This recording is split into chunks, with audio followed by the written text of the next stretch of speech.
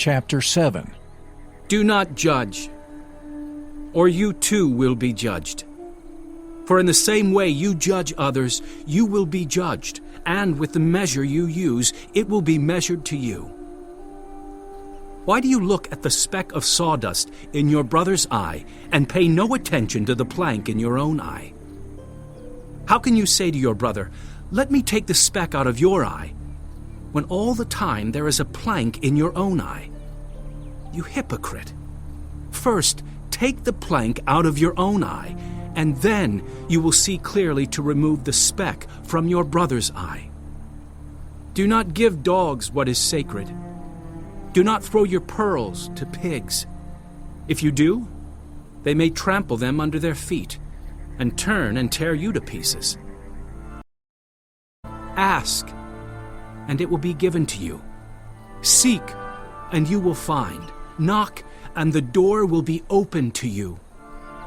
For everyone who asks receives. The one who seeks finds. And to the one who knocks, the door will be opened. Which of you, if your son asks for bread, will give him a stone? Or if he asks for a fish, will give him a snake? If you then, though you are evil, know how to give good gifts to your children, how much more will your Father in heaven give good gifts to those who ask him? So in everything, do to others what you would have them do to you. For this sums up the law and the prophets. Enter through the narrow gate. For wide is the gate, and broad is the road that leads to destruction, and many enter through it. But small is the gate, and narrow the road that leads to life, and only a few find it. Watch out for false prophets. They come to you in sheep's clothing, but inwardly they are ferocious wolves. By their fruit you will recognize them. Do people pick grapes from thorn bushes, or figs from thistles? Likewise, every good tree bears good fruit, but a bad tree bears bad fruit. A good tree cannot bear bad fruit, and a bad tree cannot bear good fruit. Every tree that does not bear good fruit is cut down and thrown into the fire. Thus, by their fruit, you will recognize them.